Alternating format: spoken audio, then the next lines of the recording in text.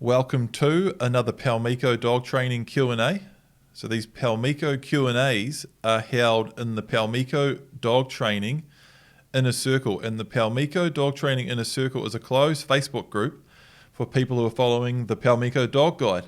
And the Paumiko dog guide is an online video series with everything you need to train your own dog.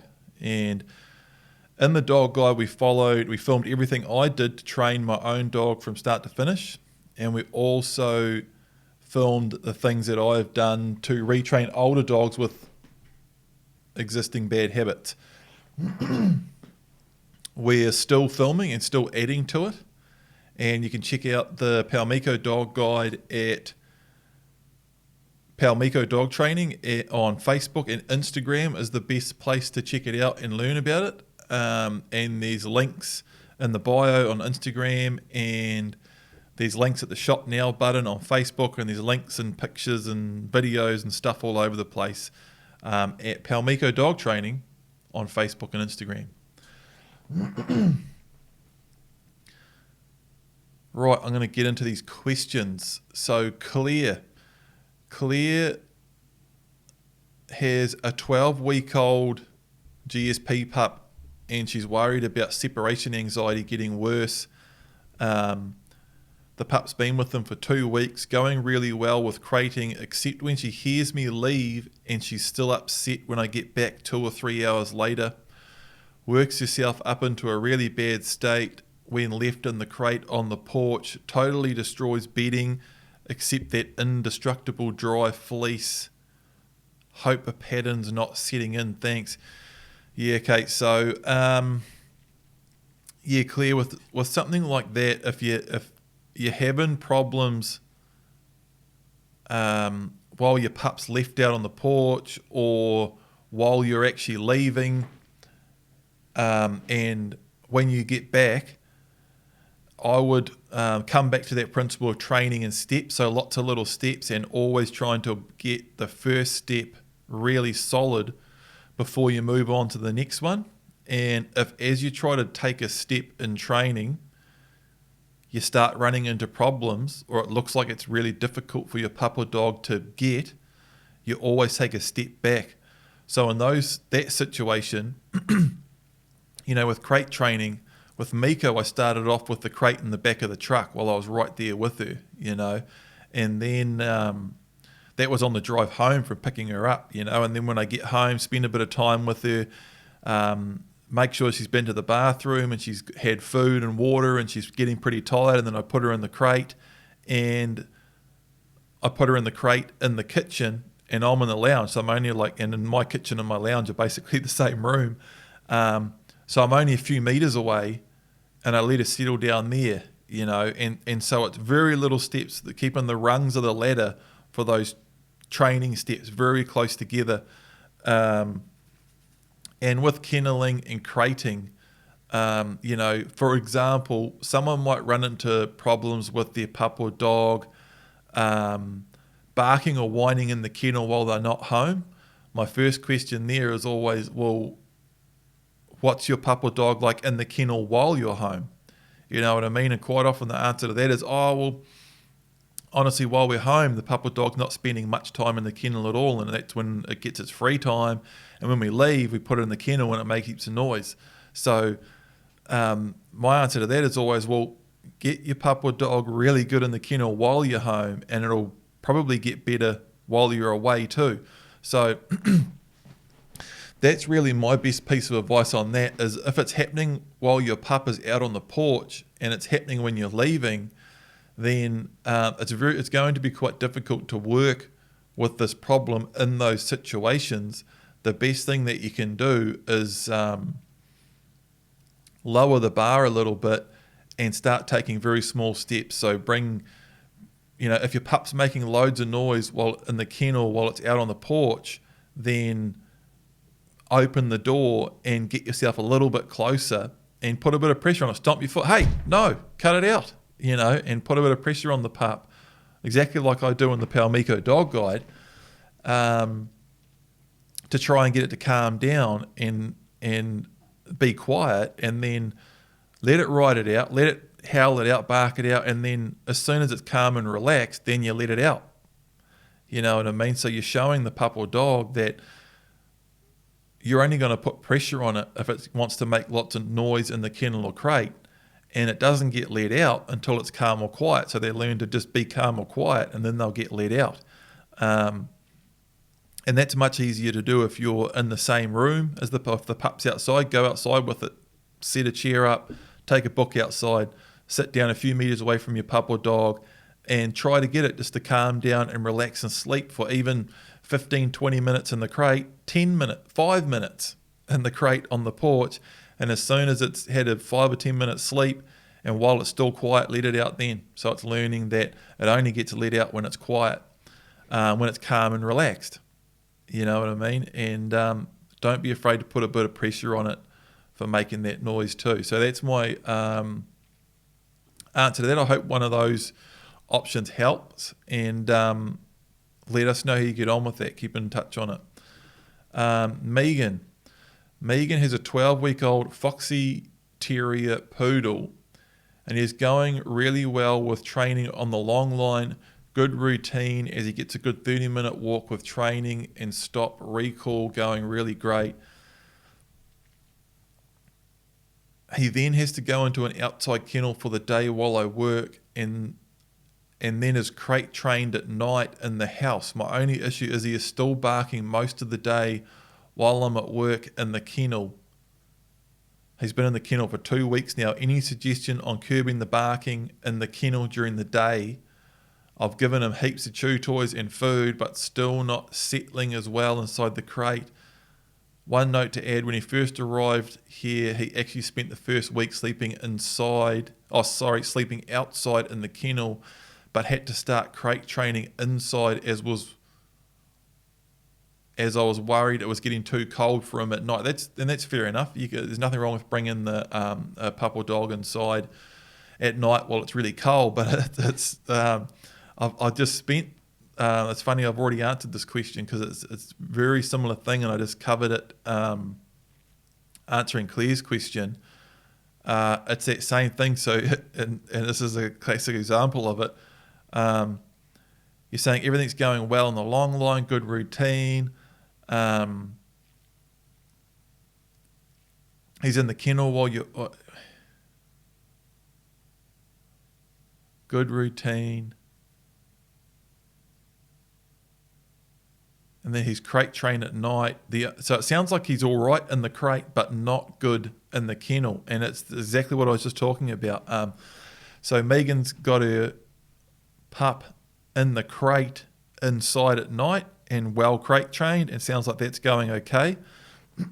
It's going in the kennel while she goes away, and she's having problems with that. So my answer to that is you got to work on your kenneling while you're home, you know. And you know, do what we do in the Paumiko dog guide, where we got Miko comfortable in the crate first, and we actually start off our kenneling by putting her crate in the kennel and putting her in her crate in the kennel. If she's comfortable in the crate and you put the crate in the kennel, then she's going to be more likely to be comfortable in the kennel inside her crate. But it's important to work on it in a structured way, you know, and not just have her inside with you in the crate while you're home, and then Monday morning, I've got to go to work now, so I'll put her in a kennel and leave. You're going to have problems. She's going to make a lot of noise, and if you're not there to work with it, it's potentially going to get worse. So that's my advice there, is to work on that kenneling issue while you're home on the weekend, and hopefully you can get her to the point by working with it on your own while you're home that she begins to improve while you're away. You know, that's really the only way to work on it. You've got to work on that kenneling while you're home for her to be good at it while you're away. Again,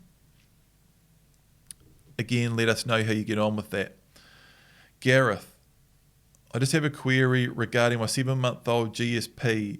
Not always, but more than a few times when people have come to the house, generally not people our pup knows, she can get quite defensive, wanting to jump up at them and growling at them. I just watched your part 3, the calm handling video in part 3. This is in the Paumiko dog guide, which offers some good insights quickly praising the good behaviours and putting pressure on what we don't want.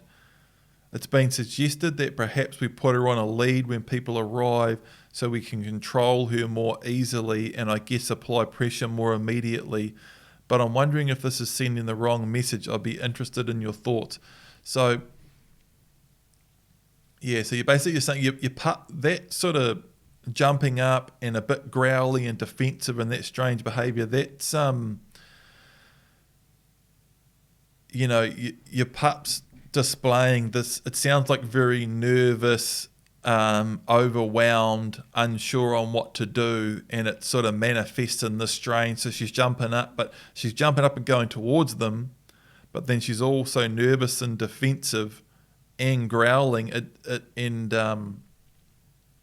actually relatively common for if a pup or dog is in a situation where they're not sure what's going to happen next, and that situation of a pup or a dog being in a house where new people just turn up, and if the pup or dog is free in the area and it doesn't really know what to do, and you sort of, it's very common where and people want their pup or dog to meet new people coming in. Oh, here's our dog, and you almost want to introduce your new guest to your dog, and you want your dog to meet the new guests, and you want your guests to like your dog, and you want your dog to like your guests, and that's all really good. But the fact of the matter is that's actually quite a intense and overwhelming situation for some dogs. And if you keep putting some pups or dogs in that situation over and over, it can begin to manifest in either timid behavior or aggressive behavior or a combination of the two, and it can switch and swing either way at any moment. And that's why it's quite important to keep interactions like that, particularly with a pup or dog that you begin to start to see this nervous type of behavior, whether it's timid or aggressive or a combination of the two. It can be very important to add a lot of structure to those situations. And if you start to see problems arising, you want to take a step back, remove that pup or dog from those situations, and then work your way back forward again in a nice and controlled and structured way. So what that would look like for me is I would try to avoid a situation where that dog is just free cruising around the house and people are just arriving and bursting in through the door. If you've got a busy household where people just arrive unannounced, I would begin to try and eliminate that situation for the dog. Whether it's through crating, or if you are aware that someone's coming around, someone's going to be coming around at lunchtime or whatever, I'd try to have the dog in a crate, happy and separated out of the way when guests arrive. And then I would let that whole sort of situation or environment of when people first arrive and everyone's saying hi and everyone's on their feet and moving around, I'd let that pass and let everything calm down, and then even say to your guests and try to set up scenarios where you say, hey, like ask a friend and say, look, my dog's being a bit weird when people are coming around to the house, so I'm wondering if next time you come round, let me know when you're coming, I'll put the dog in the crate, and then can we just spend 5 minutes with the dog and try to work this thing out. And then so do that, someone comes around, they come in, the dog's out of the way of that situation of people first arriving, get everything nice and calm and relaxed. People sitting down is better in that scenario than a whole bunch of people standing up. And get a friend sitting down, go get your dog, have them on a long line or a lead. Someone suggested put the dog on a lead, that's a good idea. You're saying, you say here, it's been suggested that perhaps we put her on a lead when people arrive so we can control her more easily and I guess apply pressure more immediately. Just, it's hard for me to say because I'm not seeing exactly what's happening here, but my gut feeling on this is telling me that it's not going to be so much about putting pressure on the dog. It's going to be more about controlling the situation and calming everything down, and you're probably not going to have to apply pressure to the dog. But I would have her on a lead anyway, and I get everything nice and calm, everyone's sitting down, go and get the dog and bring her into the situation in a controlled and structured way. Let her meet everyone, let people give her a pat, let her get nice and calm and relaxed in that situation, and then take her out of it again. And just try doing that, try just moving back into that situation in small, controlled and structured steps like that, and really try to eliminate the situation in which the problem is arising as much as you can. If anytime you find yourself getting into a situation with the dog where the dog's displaying, negative behaviours, or the dog's getting uncomfortable or aggressive or timid or anything like that, first thing is just eliminate the situation, get the dog out of that situation. And then if it's a situation that you want to be able to get into with your dog, which this is, you want your dog just to be happy and relaxed with people that are coming around to the house, then you need to just, again, reintroduce your dog into that situation in lots of nice small steps, little short sessions, and try to work forward, building it up from there. I hope that helps. So we're back from being away, and we're going to be putting some new stuff up in the Paumiko Dog Guide and giving you some updates on Miko, and posting more photos and firing Instagram and Facebook back up. So keep an eye out for that. Thanks for the questions, everyone, and we'll see you next time. If you want to find out more about the Paumiko Dog Guide, again, Paumiko Dog Training on Facebook and Instagram, and there's links and photos and videos and stuff everywhere. See you later.